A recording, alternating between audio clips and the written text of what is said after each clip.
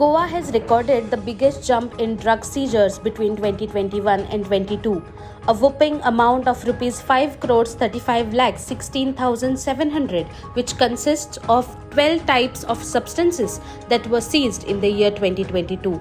As Goa, along with the entire country, observes the International Day Against Drug Abuse and Illicit Trafficking, it is also being observed that the tourism state Goa has become a focal point of psychotropic drugs. The statistics have it. In 2021, 129 kgs of drugs worth over rupees 2 crores 74 lakhs were seized by various police stations. 121 offences were booked and 134 persons were arrested. In 2022, the seizures doubled to drugs worth rupees 5 crores 35 lakhs being seized by police stations. The weight of seized drugs was 207 kgs. The amount of party drugs doubled, quadrupled in some cases. The highest numbers of cases were done by anti-narcotics cell, followed by crime branch Kalangut and Anjuna police station. In 2023, 70 cases have been registered with a total seizure of 71 kgs contraband till date. The involvement of Goans in these cases is also worrisome. 24 Goans in 2021, 54 in 2022 and 25 till date have already been arrested by the police along with Indians and accused drug peddlers from 11 different countries of origin. The Chief Minister of Goa, Pramod Sawant, says that through stringent actions targeting both peddlers and users, the prevalence of drug-related offences has significantly reduced. However, records speak otherwise. Not only there has been an increase in the amount of drug seizures, but there has been a significant increase in the number of persons arrested in drug-related offences. In 2023, a matter of 6 months, 85 persons have been arrested for possession of drugs and the amount of seizure has crossed well over rupees 2 crores 17 lakhs. As Goa gets a prominent name in the India map of party destinations, the allied illegal trades too have started prospering. A drugs manufacturing lab that was unheard of till 2020 was busted in Anjuna, where drugs worth rupees 25 lakhs were seized. British and Russian citizens were arrested by NCB for trading and transporting drugs through Goa. A Puducherry student died in Goa due to drugs overdose in August 2022. A Delhi woman was on life support for several days due to drug overdose in November 2022. There are 272 districts which are declared as vulnerable district when it comes to substance abuse problem, and both the districts of Goa are in that. So this is for us, let it go in our mind very clear that this is something which is we should be taking cognizance. So this is an epidemic in the making. So you have alcohol, 1.3% of the total population, 10 to 17 years.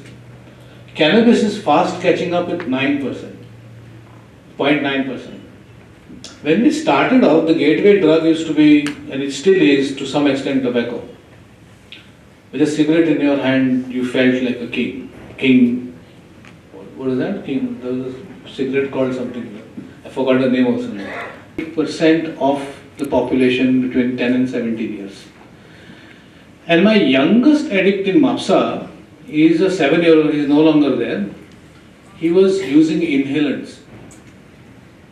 That Erase-X, that's that liquid, white liquid, then glue, they smell glue. And then one of them we used to smell petrol, we used to steal petrol from the bikes and use that. So inhalant use also is an addictive problem, substance use problem.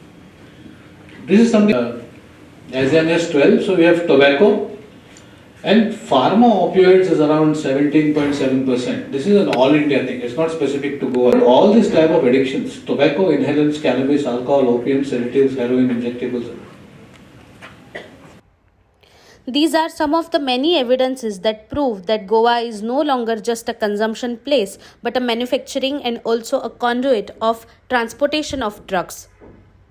Today we have with us the SP of ANC, Shivendu Bhushan.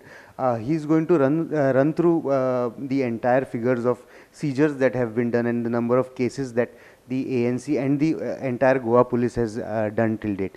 What are the kind of figures that you are seeing this year? So in the year 2022, we registered, we meaning entire Goa police, all its units, we registered around 155 cases. And the total value of seizure of various kinds of drugs, that amounted to around 5.35 crores. In this year, I have data till 23rd of June that we have compiled. So far we have registered around 70 cases. The value of seizure is at around 2.17 crores and the number of arrests that we have made so far is 85. So it has been seen that a lot of foreign nationals also are there in this entire trade. What do you have to say about any observations you have made on that? So last year around 30 foreigners were arrested out of total 184 accused that we arrested. This year again the proportion is almost same. We have made a total of 85 arrests and again 11 of them are foreign nationals. So the peddlers or traffickers that we get to arrest or who are caught by different units of Goa police, they are, some of them are Goan, some of them are Indians but outside Goa, and then again we have some foreigners involved as well. Our action against foreigners has been strengthened in the sense that we are also going after, all the units of Goa police are going after foreigners who are overstaying in the country, those who are without valid documents. So that should again act as a deterrent for foreigners who are indulging in any kind of crime, and more so in case of NDPS matters, if overstaying foreigners are deported back to their country, the number of such miscreants automatically reduces. How do you see, what is the, how do we understand the increase in number of the quantity of seizures, meaning how do you view that? So generally it is seen that if the value of seizure is more, people perceive that the problem of magnitude of drug prevalence is more, but I think that is the general perception. I would disagree with it. What we like to believe is that whenever the degree of enforcement increases, so does the number of cases, so does the number of accused arrested, and so does the value of seizure.